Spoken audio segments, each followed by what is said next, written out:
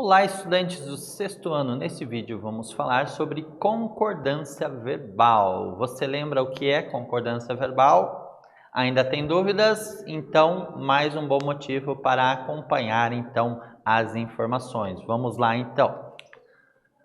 Vamos pensar um pouquinho, vamos ler esse trecho. O povo se afastou, resfolegante, e abriu-se uma clareira, no meio da qual se viu o alto emborcado, amassado, quebrado, escangalhado, e não digo que morto, porque as rodas ainda giravam no ar, nos últimos transes de uma teimosa agonia. Quero que vocês tenham atenção às palavras destacadas. Cada uma delas representa um verbo, certo? Então, afastou, abriu-se, viu, digo e giravam. Cada uma delas é um verbo. E a pergunta é, perceba então que no trecho acima nós temos 5 orações. Por que 5 orações, professor?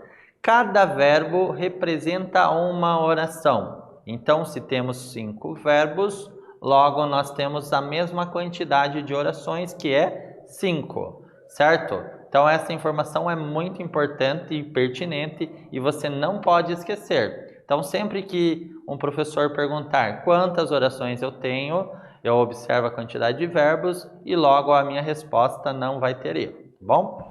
E eu preciso também, para isso, saber fazer essa identificação do verbo, né? Então lembre, verbo pode ser conjugado, verbo tem passado, presente e futuro, indica ação ou estado, né? Que não é o estado lá da geografia, né? Não é o estado do Paraná, nem o estado de São Paulo. É o estado, a condição, né?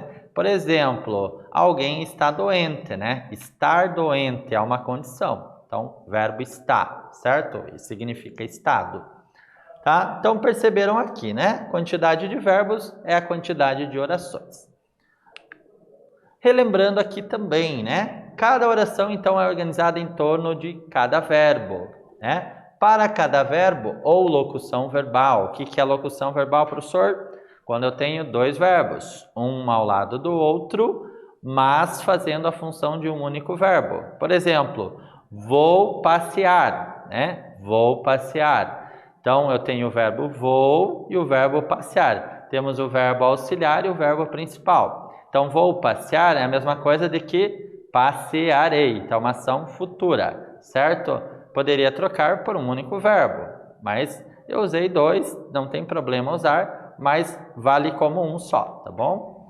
Então, olha o exemplo aqui, ó. O povo se afastou resfolegante. Eu tenho uma oração e abriu-se uma clareira, forma mais uma oração. Então, aqui eu tenho 2 verbos, portanto, 2 orações, não esqueça disso. Vamos pensar também mais um pouquinho. Por que será que o verbo afastar foi conjugado na terceira pessoa do plural, na oração? O povo se afastou resfolegante, né? Tem um objetivo. Qual que é o objetivo? Haver a concordância do sujeito, né? Então, o verbo precisa concordar com o sujeito, o povo. Como que eu sei o sujeito, professor? Eu pergunto para o verbo. Quem se afastou resfolegante? Quem? O povo, né? Logo, eu tenho meu sujeito, que é o povo, tá? Tá bom? Não esqueça, essa perguntinha é bem interessante para localizar o verbo.